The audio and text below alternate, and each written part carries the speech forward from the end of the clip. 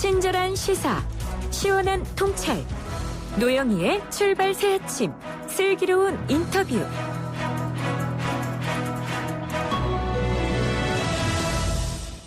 어제 문재인 대통령이 최고의 민생 과제는 부동산 대책이다. 부동산 투기 억제에 대한 대책을 강력 추진하겠다 이렇게 밝혔는데요. 어떤 부동산 대책이 치솟는 집값을 안정시킬 수 있을지 궁금합니다. 학습 심리학자들은 이렇게 동물을 가지고 여러 가지를 학습시킬 수 있다라고 하면서도요. 학습을 잘 시키는 방법 중에 하나는 그 대상이 가지고 있는 본성을 거스르지 않는 방향으로 학습시키는 것이다. 이런 말을 하고 있습니다.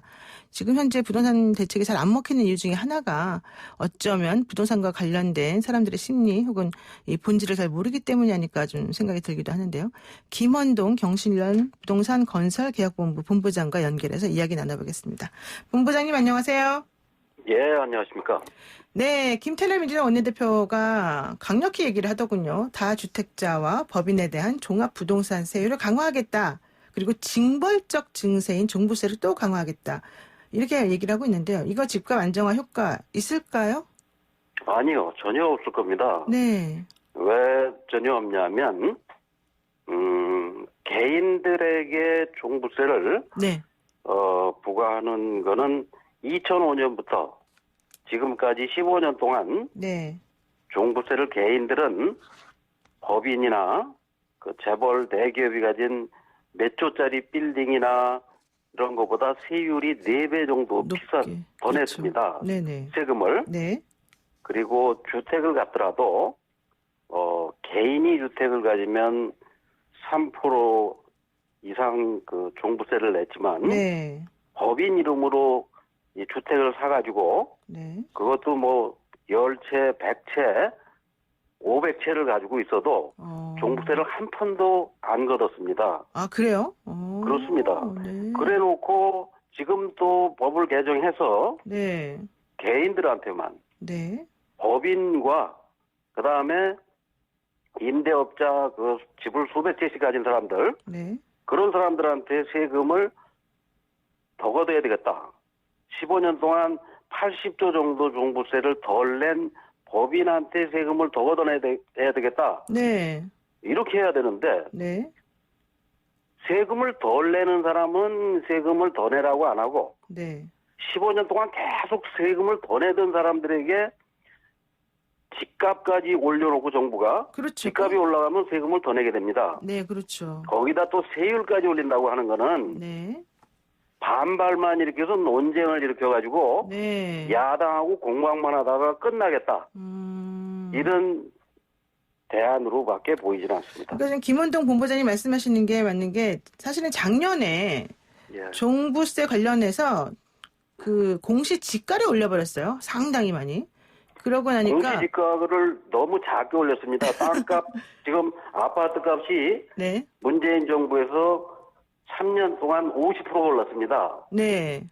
근데 공시가격, 공시지가는 네. 3년 동안 20%밖에 안 올랐어요. 네. 그러면 실제 10억짜리가 15억이 됐는데 네. 공시지가는 3억에서 4억으로 해버리면 그게 뭘 올린 겁니까? 네. 덜 올린 거죠? 그렇군요. 일단은 뭐 그 작년 한 20억짜리 아파트라 그러면 공시지가를 보통 한 9억에서 10억 좀 넘게 계산을 하는 것 같던데 어쨌든 그 이전에 비해서는 공시지가가 상당히 졌기 때문에 종부세가 사실은 작년에 많이 올랐다고 내는 분들이 얘기를 하더라고요. 그렇죠. 가액이 올랐으니까 조금 더 냈는데 네. 그런 사람들한테 자꾸 아파트 한 채 가진 사람들에게만 세금을 올리고 또 세율도 올리고 그러니까요. 네. 이런 식으로 해서는 네. 반발만 일으키지 실효성이 없다는 거죠. 네. 그래서 재벌들이 가지고 있는 1조 원짜리 5천억짜리 이런 그 거대한 부동산에다가 네네. 그런 데는 세금을 개인의 30%밖에 세율이 낮은데. 그렇군요. 네. 그 형평성이 잘못돼가지고 오히려 네. 반발만 생깁니다. 근데 그랬는데 결과적으로 또 이런 얘기 나오지 않습니까? 단기 주택 매매에 대해서 징벌적 양도세율을 매기겠다. 그래서 뭐 1년 안에 그건 또 더 한심한 대책입니다. 네네. 누가 누가 아파트나 주택을 사서 네. 1년 안에 팔려고 사는 사람이 있습니까? 그러니까요. 이게 뭐 주식도 아니고 참. 그게 있지도 않을 대책, 사례에다가 뭐 징벌 아니라 네. 그런 그게 무슨 강한 겁니까? 그렇군요. 그런가 하면 네. 주택 임대업자는 100채, 200채를 샀다가 네. 집을 8년 후에 팔면 양도세를 한 푼도 안 냅니다. 그래요? 예. 그렇게 문재인 정부가 그렇게 만들었기 때문에 네. 지금 집값이 뛰고 있는 건데, 집값이 뛰고 있는 원인을 찾아서 그거에 맞는 대책을 내놔야 네. 효과가 있지 않겠습니까? 네. 그 아픈 데는 저쪽인데 네. 처방은 엉뚱한 데다 갖다 하면 누가 집을 사서 1년 안에 파는 사람이 몇 명이나 되겠습니까? 그러니까 정부의 대책에 남의 다리 긁는다 이렇게 보시는군요. 그렇죠. 지금 있는 김태년 원내대표는 네. 어디 다른 나라 부동산 실태를 보고 처방을 하는 것 같은 대책만 지금 발표를 하고 있습니다. 그렇군요. 그러니까 시장에서 지금 이게 3년 내내 이런 현상이 있던 거 아닙니까? 그렇죠. 예. 3년 동안 20번 넘는 이런 대책을 발표했는데 집값이 오르는 거예요. 그러니까요. 근데 또 부수적인 또 부작용이 있더라고요. 이렇게 단기 주택 매매에 대해서 양도세를 너무 높인다고 하니까 아니 집을 팔려고 보유하지 말라고 해놓고 양도세를 높여버리면 누가 어떻게 집을 팔겠느냐. 더더군다나 이렇게 되면 전세입자들이 물량을 확보 못해서 못 들어가는 거 아니냐. 이런 얘기 나오더라고요. 그러니까 문재인 대통령께서도 연초에 집값을 자기 취임 이전 수준으로 50%가 올랐으니까 50%를 낮춰야 취임 이전 수준이 되는 거거든요. 네. 대통령은 그렇게 말씀을 하시는데 집값은 더 오르고 있어요. 그러니까요. 근데 원내대표가 지금 내놓는 대책은 네. 시장에 하나도 먹히질 않습니다. 그렇군요. 그 3년 동안 이 부동산 정책을 했던 국토부 장관은 네. 그 3년 동안 집값을 올린 그 사람에게 또 대책을 내놓으라고 하니까 맞아요. 예. 누가 그걸 믿겠습니까? 그러니까 또 6월 17일 날 대책을 나눴는데 네. 한 달도 안 돼서 네. 지금 집값이 더 뛰고 있어요. 지금 그래서 그런데 그런지 내놓는 처방은 지금 논의되고 있는 처방도 그렇습니다. 전문 의사들을 모아서 그 사람들의 의견을 반영해서 신중하게 정책을 정한 다음에 언론에 흘려야지. 네. 김태년 누구하고 협의를 해서 그런 대책이 지금 논의되고 있는지 모르지만 네. 이런 방송을 듣고 좀 정신을 차렸으면 좋겠습니다. 김태년 원내대표도 잘 들으시겠지만 김현미 국토교통부 장관이나 이 정책 실장을 맡고 계신 김수현 실장이나 이런 분들이 정책이 너무 방향이 잘못됐으니까 좀 교체해서 새로운 시각을 가져가야 된다. 뭐 이렇게 얘기하는 분들도 계시던데요. 어떻게 보세요? 그러니까 김상조 정책실장이나 이런 사람은 주머니 속에 정책이 잔뜩 들어있어서 언제든지 꺼내서 뭐 쓰겠다고 했는데 네.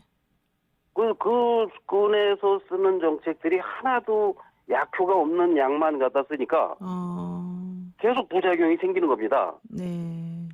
머리가 아픈데 설사약을 먹이면 그 머리가 낫습니까? 그렇군요. 네. 그다음에 김현미 장관은 지금 집값 오르는 이유는 지금 구치소에 있는 박근혜 대통령이 네. 규제를 풀어서 3년 내내 집값이 올랐다는데 그러면 박근혜 대통령을 찾아가서 어떤 처방을 내리면 좋겠습니까 하고 묻든지 또 그런 잘못된 정책만 내놓은 장관을 대통령께서는 또 불러다가 그 사람 보고 정책을 내놓으라고 한다는 것은 이건 납득할 수가 없습니다. 그렇군요. 뭐 어쨌든 이번 대책이 또 오히려 실수요자들의 대출을 못하게 만들면서 오히려 집을 못 사게끔 만드는 그런 대책이었다 이런 얘기 나오니까는 은성수 금융위원장이 대출 규제 적용에 대해서 한번 예외를 두는 방안을 마련해 보겠다 뭐 이런 얘기도 했고요. 또 대통령하고 뭐 민주당 원내대표는 생애 최초 주택 구입자나 뭐 신혼부부, 청년 등 실수요자들에게는 다른 방식으로 좀 뭔가 공급을 할 수 있게끔 하겠다 뭐 이런 얘기 했단 말이죠. 이게 먹힐까요? 아니죠. 지금 집값이 오르는 이유는 무슨 청년들이나 신혼부부들이 네. 갑자기 어디서 큰 돈이 생겨가지고 집 살라고 쫓아다니면서 집값이 오르는 것이 아닙니다. 네. 집값이 너무 다 오르니까 대통령이나 정부 말을 믿고 그 집을 안 샀더니 큰 손해를 보는 것 같아서 네네. 조급증이 생겨가지고 돈을 빌려서라도 좀 집을 사볼까 하는 사람들은 있겠죠. 네. 집값을 우선 안정시키고 집값이 계속 떨어지고 있으면 누가 돈을 빌려줘도 집을 사러 다니지 않습니다. 집값이 떨어지는데 누가 집을 사겠습니까? 그렇죠. 근데 우선 집값이 떨어지게 하고 안정되게 해야 그래야 이 수요가 줄고 네. 그때는 아무도 집을 살라고 하지 않고 또 집을 잔뜩 가지고 있는 사람들은 집을 내놓을 겁니다. 네. 이 정부는 지금 무엇이 잘못됐냐면 개인들에게 집을 한 채 가지고 있는 개인을 규제하거나 통제하거나 고통을 줘서 집값을 잡으려고 하는데 네. 어떤 집을 가지고 있는 개개인이 집값을 올리는 게 아닙니다.